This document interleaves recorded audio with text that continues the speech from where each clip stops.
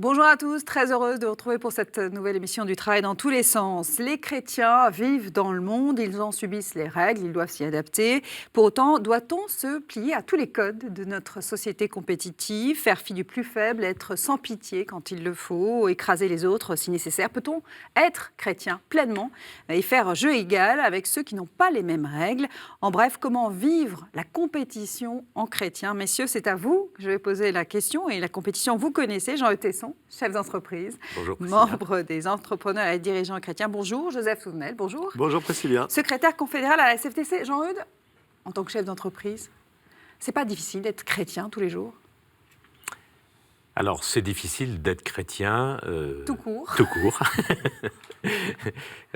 En fait, d'une façon générale, j'aime pas cette question. C'est pour ça que je et la même pose. parce qu'elle est de la part de certains, et je ne parle pas de vous, il peut y avoir des sous-entendus du genre c'est pas compatible, et comment on rend compatible. Et je crois que, et d'ailleurs on ne pose pas la question, mais comment être médecin et chrétien, peut-être plus, mais comment être boucher et chrétien, comment être comptable et chrétien. C'est vrai que boucher et chrétien, on l'impose peu. Oui, et je crois que, enfin moi je réponds en général à cette question en disant que justement, on est chrétien, et quand on est chrétien, on est invité à l'être dans tous les secteurs de notre vie, oui. Et en particulier dans la vie professionnelle. Mais vous entendez bien. Mais bien sûr, mais je vais poursuivre. Sous-entend. En fait, on peut faire référence à la théologie morale de l'Église catholique, dans laquelle il y a deux axiomes. Le premier, c'est le respect de la vie, et le deuxième, c'est l'attention portée à ce que, dans notre relation aux autres, on considère toujours l'autre comme un sujet et pas comme un objet. Pour moi, c'est la base, c'est comme ça qu'on peut rendre compatible. C'est-à-dire que si, dans mon métier, mais quel qu'il soit, je suis tenté de considérer l'autre comme un objet et pas comme un sujet, je ne suis plus chrétien, dans ce rôle en tout cas.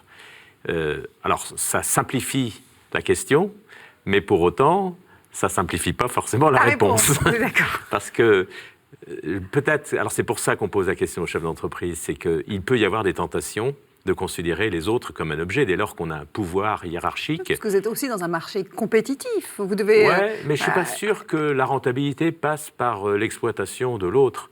C'est ce que disait Marx. Non, mais en réalité, bien manager, c'est permettre à chacun de donner le meilleur de lui-même. Et c'est au profit de chacun, mais aussi au profit de l'entreprise. Si on considère le salarié comme un objet, on a peu de chances d'arriver à ce résultat, c'est-à-dire qu'il donne le meilleur de lui-même. Donc je crois que finalement l'intérêt de l'entreprise, y compris de la rentabilité, c'est justement de considérer les salariés comme des sujets et pas comme des objets. Est-ce que vous êtes d'accord, Joseph, avec cette définition de l'agir chrétien en entreprise? Jean-Eudes a dit des choses importantes entre le sujet et l'objet. Mais par contre, le départ de votre question dit qu'il est difficile d'être chrétien dans le monde. Mais le monde n'est pas un. Nous avons la chance de vivre dans un monde qui est la société, en gros, occidentale, qui est très christianisée, qui est encore très christianisée. Et donc, les rapports que nous avons, la façon d'être, de vivre, cette marque est encore là. Enfin, il suffit de regarder la condition de la femme. La condition de la femme dans les pays chrétiens est globalement bien meilleure que dans les autres sociétés. Ou alors qu'on me donne des exemples contraires, mais je dois vous dire que je n'en ai pas trouvé. Et cette chrétienté qui a fait qu'on affirme que l'autre est un sujet, à égalité avec les autres, c'est ça qui est très important. Et dans le terme de compétition que vous avez employé, c'est pas un gros mot, ça dépend quelle compétition. Est-ce que la compétition, dire on va essayer de progresser individuellement et ensemble? Et ça, c'est bien. Est-ce que la compétition, c'est écraser l'autre? Là, je ne suis plus dans la notion chrétienne, y compris en entreprise. Moi, j'aimerais savoir, là, vous parlez de l'intérieur de l'entreprise, de la façon notamment de traiter, entre guillemets, ses salariés, par rapport au monde extérieur, à ces entreprises qui n'ont pas les mêmes codes. Je pense notamment dans une entreprise d'avocats, par exemple, où il faut bastonner, où il faut gagner, et parfois utiliser des méthodes... Eh bien non, justement, il faut en sortir de ça. Il y a des règles. Alors, pour ceux qui veulent se référer à des règles compréhensibles par tous, il y a quelque chose qui s'appelle les 10 commandements. 4000 ans. On prend les 10 commandements, et si on les applique, c'est simple, c'est clair, je ne vole pas, je ne mens pas. Ça commence par « tu n'auras pas d'autre Dieu que moi. C'est-à-dire Pas Dieu, que pas Dieu, ça veut dire pas le pouvoir, pas l'argent. Déjà, si je commence par affirmer que celui auquel je dois obéir, c'est ni l'argent, ni le pouvoir, mais que c'est Dieu, je me mets dans un autre état d'esprit. Et il y a des choses que je vais me refuser. Je peux être avocat, être un excellent avocat, Ou et ne pas financier être un ou d'autres. menteur.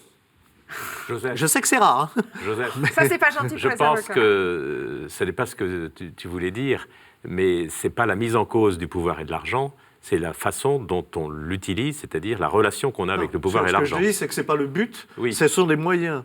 Ce sont des moyens, donc mon Dieu, tu n'adoreras Voilà. que Dieu, c'est-à-dire tu n'adores pas le pouvoir. Et d'ailleurs, vous savez quel est le deuxième, moi qui m'amuse beaucoup, qui devrait faire réfléchir quelques chrétiens, et notamment des patrons cathos. Le deuxième, c'est tu feras du sabbat un jour sacré. Ah, C'est-à-dire le repos travail de dominical, dimanche. sauf nécessité. Mais s'il y a quelques patrons chrétiens qui nous écoutent, qu'ils soient cohérents. Ou alors qu'ils arrêtent de nous dire qu'ils sont patrons chrétiens, que je suis patron laïque, je veux faire du pognon. 2 dans les tables de la loi, Donc, le Joseph dit repos là, dominical. Eh Jean, ben voilà, là, ce que dit appliquons-le. Joseph, c'est qu'il y a des règles.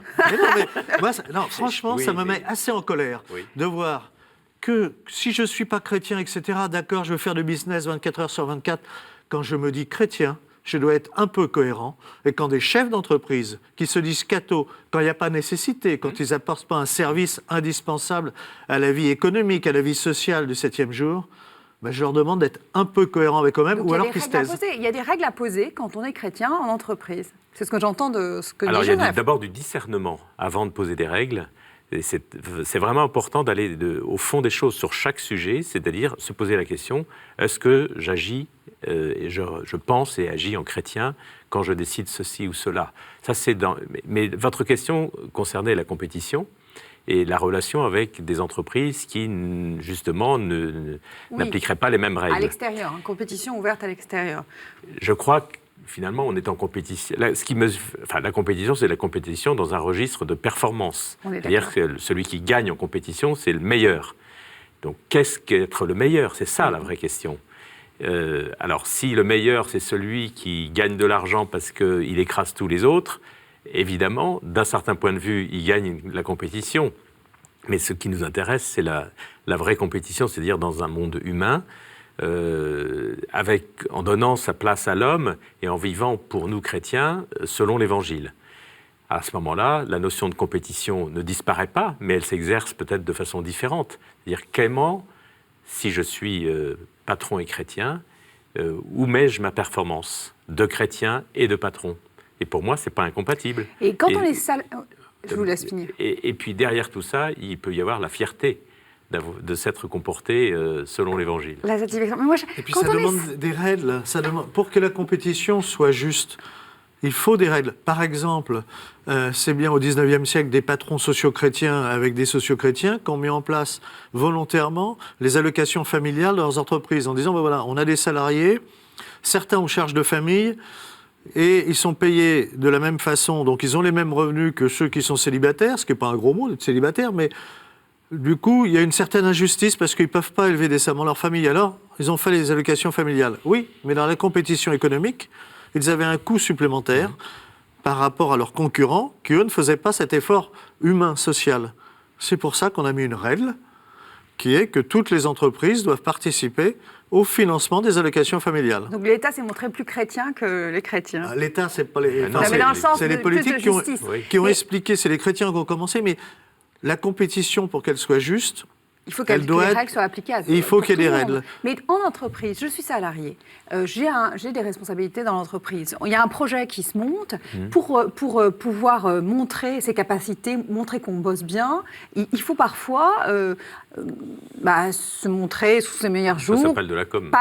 Voilà, une forme de communication, montrer son savoir-faire. Bien sûr. Mais c'est pas Mais négatif.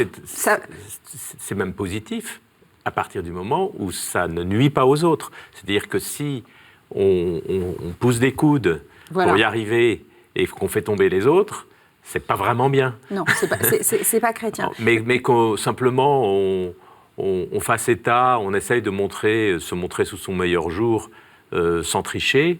Il n'y a rien de choquant, au contraire, si ça veut dire qu'on fait reconnaître ses capacités pour qu'elles soient mieux valorisées. Et son rapport à l'argent, quand on va demander une promotion, est-ce qu'on peut, enfin, c'est tout à fait juste de demander une promotion, C'est pas un gros mot. sachant que d'autres n'ont pas, ou que quand on a une enveloppe globale, forcément, quand on demande une augmentation, que celle-ci sera d'une certaine valeur, les d'autres peuvent être lésés. Il y a forcément une sélection. Enfin, une enveloppe globale, ça c'est aussi la théorie. Quand on dit, mais vous savez, nous sommes enfermés dans une enveloppe globale pour les salaires. Ah, vous êtes enfermés aussi dans une enveloppe globale pour les bénéfices? Non, c'est beaucoup plus compliqué que ça. Très remonté, Joseph.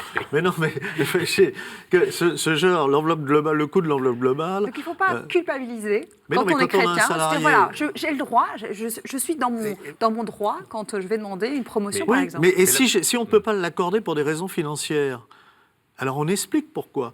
On dit, oui, peut-être que, mais vous connaissez la situation de l'entreprise et nous ne pouvons pas. Encore faut-il, et ça c'est aussi une dimension peut-être chrétienne, être dans la vérité. Être dans la vérité et dans la solidarité aussi. Savoir mettre, quand on est par exemple cadre et qu'on a une équipe sous ses ordres et qu'on va voir la RH en disant voilà, on a des augmentations, alors pour le coup, c'est vécu, on a une enveloppe pour le service, j'aimerais que vous mettiez en avant telle ou telle personne. Oui. Ça c'est normal. Oui. Voilà. Même s'il y a quelque chose qui se fait toujours un peu à la tête du client. Non, mais c'est-à-dire que c'est très personnalisé. Donc en fait, mais mettre en avant c'est pas une personne forcément plus qu'une toujours autre, objectif. dire tout le monde, voilà. Mais oui, parce qu'il y a de la reconnaissance. Alors ça peut être l'expression d'une gratitude, ça peut permettre c'est un moyen de faire grandir l'autre, de le motiver. Et on n'a pas tous les mêmes besoins de reconnaissance. Certains, c'est par de la rémunération, d'autres, c'est par des encouragements, d'autres, c'est par de nouvelles responsabilités, etc. Si je devais résumer, Jean-Eudes, je dirais que votre mot-clé, c'est discernement. Est-ce que comme on arrivait au terme de l'émission, Joseph, vous, votre mot-clé... Oui, l'égalité, c'est pas l'uniformité. L'égalité, c'est se montrer juste. Donc on peut vivre en chrétien et être compétitif à partir du moment où on exerce son discernement à chaque action qu'on pose. Mais sur la durée, on est beaucoup plus compétitif en vivant en chrétien. Sur la durée, peut-être pas que pour soi-même, mais pour l'ensemble de la société. Voilà, c'est sur ces mots de la fin que nous allons vous laisser. Merci à vous. Je pense qu'on a bien réfléchi sur ce sujet, qui est un très très beau sujet, un sujet extrêmement discuté. Merci et à vous également de nous avoir suivis. Je vous rappelle que vous pouvez retrouver cette émission sur kto-tv.com. À la semaine prochaine.